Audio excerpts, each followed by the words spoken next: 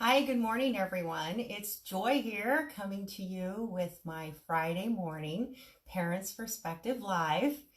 And today I wanted to talk to you about something I woke up with this morning on my mind. And that was how I sometimes wish people, particularly my own children, could see themselves the way I see them. Do you ever think about that? If your kiddos, even your adult kiddos, could possibly see themselves the way you see them as a parent, full of hope and potential and so much energy and so much insight. And yes, perhaps with lots of challenges and struggles ahead of them, but just the will and the ability to take them all on and your belief in them could outlive any kind of challenge that might come their way, right? Well, in the same token, every week I get the real pleasure of speaking to lots of parents like you who have either just discovered that their child has autism or another disability, or perhaps they've been walking that road for a long time and they're dealing with their own struggles and their own concerns about that. And at those times, again, I wish that I could help them see themselves the way I see them, for their bravery, for their courage, and for their incredible, just incredible stick-to-itness when it comes to finding a solution for their children and ways that they can help them.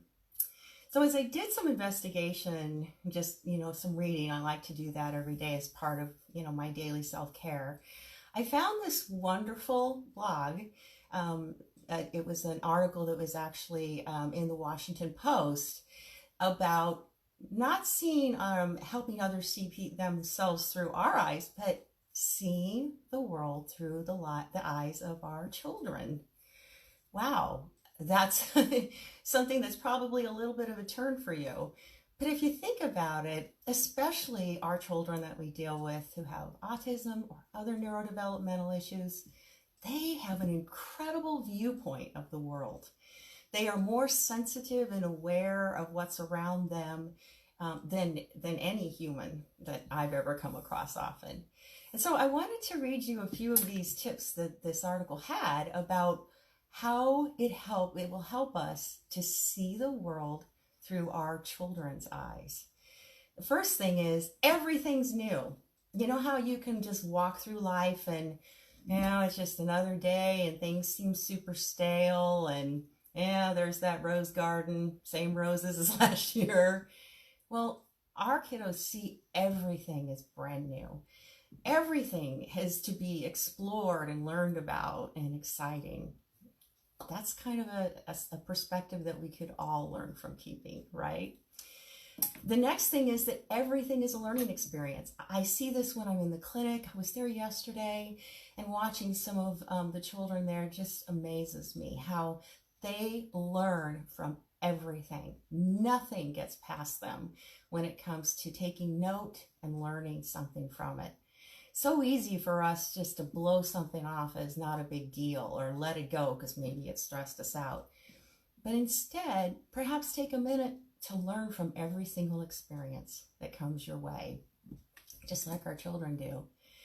Another thing that I saw was everything in this article was everyone is a possible friend.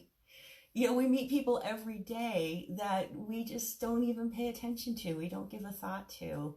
And I think that there's some real goodness to consider that checker, that teller at the bank, that person that you're walking next to as you stroll through the park, you pass.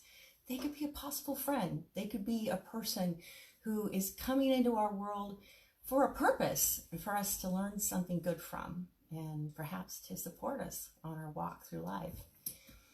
The other thing I saw in here was that you can be anything, right? I mean, our children, one of the things they love doing is pretending, and that's a skill that we help them to develop, is the skill of thinking outside themselves and creating a different vision of what could be. I love that. It also lends itself to thinking about possibilities. The imagination and the play and the joy a child finds, especially our children who are looking constantly for something new in everything, that's something that their eyes can show us, definitely. And, another thing is that you do things just because. So, when was the last time that you just let your mind wander? Just let your mind wander. Just let it float. Just mused a little bit. Just sat there and looked outside and breathed and rested. Or just went to the park and got on a swing set. Swing all by yourself. Just enjoying that rocking motion. I have a yoga ball, so that's why I'm doing this. I'm not really on a swing. But just that action of just being able to just, be mellow and free your mind, doing something that, doesn't entail work and what's next and what you have to do and all your responsibilities. Just let yourself breathe. Kids do that all the time. And when we see the world through their eyes, we think they're just staring off into space, doing nothing. They're just letting their mind wander. They're letting their mind rest. And that's just, to me, such a beautiful thing. So these are some things that I wanted to bring to you today, just to kind of give you maybe a different perspective, give you a consideration to see the world through someone else's eyes. If you look at yourself in the mirror, you don't like maybe what you see or you're concerned, I just want you to stop. Think about someone who loves you so much, your child. Think about how they view you. And then I want you to take that and internalize it just for you and hold it close, because they see you as someone who is special and beautiful and wonderful, just like you are. So that's my thoughts for you today. So just as a visual, try this weekend seeing the world through some new eyes. See what it does for you. So be well, and I'll talk to you next week.